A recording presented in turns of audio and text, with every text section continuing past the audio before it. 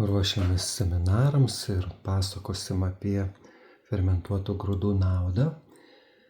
Iš jų kepame kepsnius, galime virti ir košes. Kodėl tai yra naudingiau? Fermentuojantis lektinai. Jie susifermentuoja, praktiškai sunyksta. Jeigu fermentuosite, štai rugiai, miežiai, avižos, kviečiai, o gal ir sumaišiau kai ką, spelta grūdai va štai. Lektinai praktiškai išnyksta po 2-3 dienų fermentacijos, o juos reikia fermentuoti. Avižas ir spelta grūdus. Spelta grūdus 2-3 dienas, avižas 3 dienas. Kviečiai, rugiai, miežiai fermentuojasi iki 5 parų.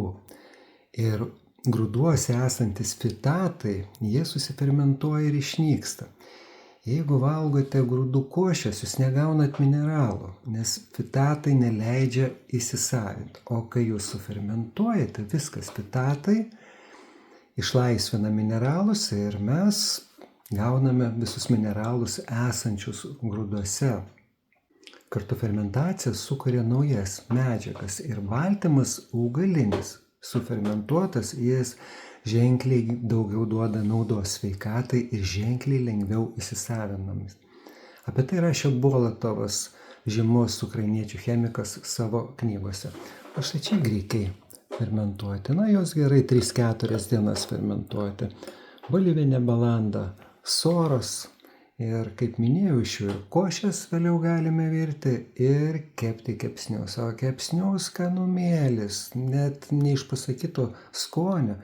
Ir kas įdomiausia, kiek čia gali būti skonio.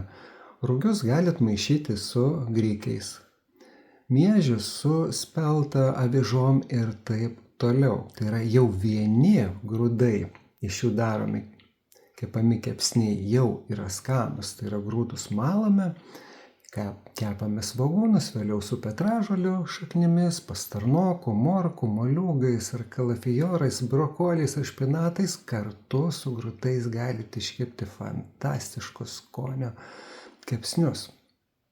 Ir nebereikalo lietuviai senoviai rugių duoną raugindavo 2-3 paras. Kodėl? Būtent dėl tų savybių. Lektinai susifermentuoja, fitatai ir duona tada duoda daug naudos. Nefermentuota duona, nefermentuotų grūdų košės.